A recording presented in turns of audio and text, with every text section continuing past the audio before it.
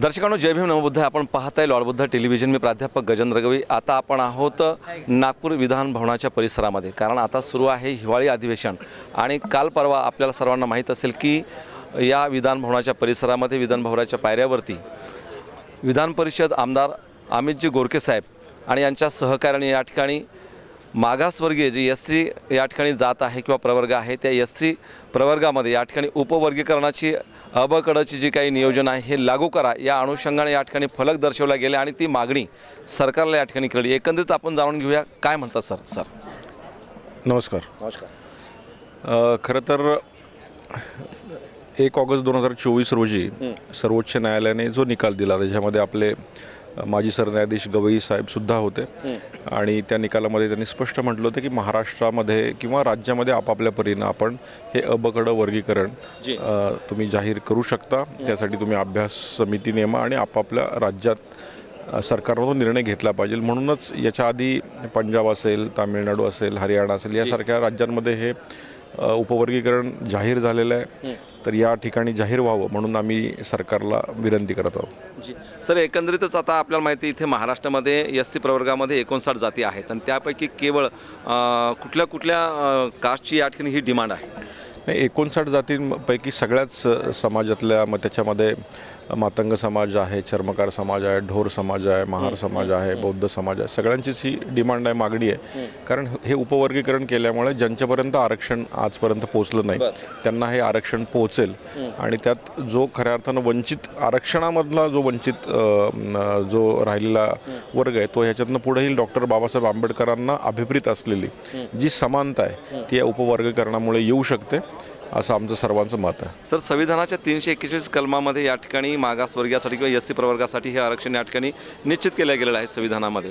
आणि ते असताना सुद्धा मग बाबासाहेबांना असं का नाही वाटलं त्या काळामध्ये की या एस.सीमध्ये पुन्हा बायफर्गेशन करावं किंवा उपवर्गीकरण करावं? उपवर्गीकरण त्यावेळेस, ज्यावेळेस खऱ्या अर्थानं माननीय भारतरत्न डॉक्टर बाबासाहेब आंबेडकरांनी, त्यांच्यामुळंच आज आपण सगळेच स्थिर स्थावर आहोत. आणि ज्यावेळेस त्यांनी हा निर्णय घेतला की हे वर्गीकरण किंवा हे अनुसूचित जातीसाठी आरक्षण झालं पाहिजे आणि त्यांच्या मागे त्यांची भूमिका होती की सर्व स्तरापर्यंत हे आरक्षण पोचावं. पण येणाऱ्या काळामध्ये खऱ्या अर्थानं सर्व स्तरापर्यंत पोचलं नाही आणि ज्यांच्यापर्यंत पोचलं याचा आम्हाला आनंद आहे की आज ते सगळ्याच क्षेत्रामध्ये पुढे आहेत. पण आज खऱ्या अर्थानं गोरगरीब जनता जर आपण पाहिली की ज्यांच्यापर्यंत आज खऱ्या त्यांच्याकडे साधा मोबाईल नाही, शेतीचा तर विषयच नाही, नोकऱ्या नाहीत, अशापर्यंत हे आरक्षण जर पोचलं असतं तर ती समानता दिसली असते. त्यामुळे हे आरक्षण उपवर्गीकरण हे झालं पाहिजे, ही सर्व स्तरावरनं मागणी आहे. सर, हे आरक्षण, एक मिनिट, हे आरक्षण पोहोचलं नाही याला खऱ्या अर्थानं कोण जबाबदार आहे असं तुम्हाला वाटते? कारण हे तर बंधन नव्हते, शिक्षणाला कुणाला बंधन नव्हतं, नोकऱ्यामध्ये कुणाला बंधन नव्हतं, स्पर्धेचं युग आहे. ह्याला जबाबदार मी असं समजेल की खऱ्या अर्थानं यंत्रणा आहे. गोरगरिबापर्यंत ह्या योजना असतील, ह्या आरक्षणाच्या ज्या गोष्टी त्यांच्यापर्यंत पोचल्या नाही.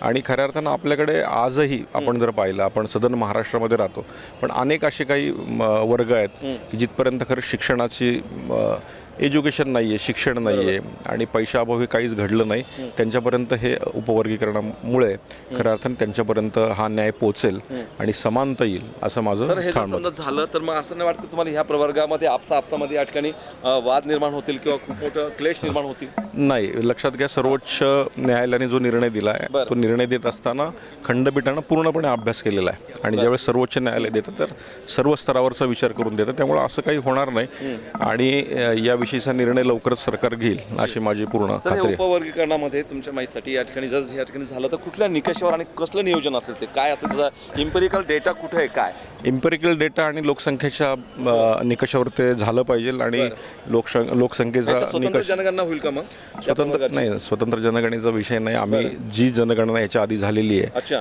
त्यावरच हे आरक्षण उपवर्गीकरण करावं आणि तो सेन्सेक्सचा डेटा आहे, त्या डेटाच्या अनुषंगाने हे आरक्षण करावं अशी आमची भूमिका आहे.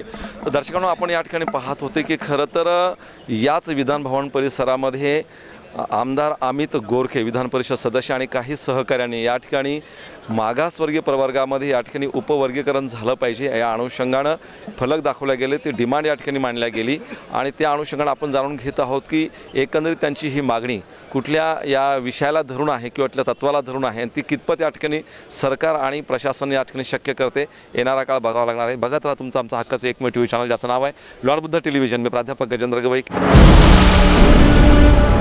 आप देख रहे हैं लॉर्ड बुद्धा टीवी.